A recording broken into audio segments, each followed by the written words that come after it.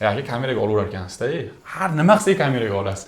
Hali tanishtirmadim Farhod Ahmedovichni. Farhod Ahmedovich 10 yillik tajribaga ega bolalar nevrologi hisoblanadi. Birgalikda yaqindan beri mana neyrokir klinikasida faoliyat olib boryapmiz. Farhod Ahmedovich nafaqat bolalar nevrologi, balki botulina terapevt ham.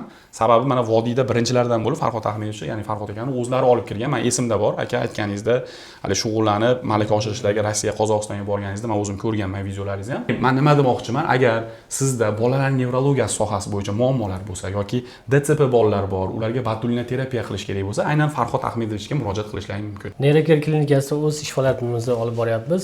Yevropa standarti bo'yicha botulin terapiyani, ya'ni reabilitatsiya maqsadida DTP bolalarni davolash maqsadida shu metod yangi sifatida olib kirganmiz. Bundan tashqari mana hozir men gapingiz bo'ldim, uzr. LFK, lechevniy fizkultura, massaj, aynan LFK yo'nalishini ham yangi usullarni olib kirishgan. Qaysi yo'nalishida aka? Medik SME yo'nalish bo'yicha mutaxassisimiz shu Rossiya davlatida malaka oshirib kelgan. Shu bizni botulin terapiya muolajamizdan keyingi bolalarni yurishga tayyorgarligi, yurishgacha bo'lgan bosqichda o'sha mutaxassisimiz individual hamma bemorlar bilan alohida ishlashadi. Ya'ni aytmoqchisizki, botulina terapiyadan keyin ham aynan bizning markazda ular reabilitatsiyani davom ettirib, yurish jarayonini mana shu joydan ko'rib ota-onalar qo'pol qilib aytganda yurg'izib chiqish jarayonini ko'rish mumkin. Albatta, o'sha tashxis qo'yilgandan boshlab davolanib yurgungacha bo'lgan davrda neyrokir klinikasida barcha qulayliklarni tashkillagan.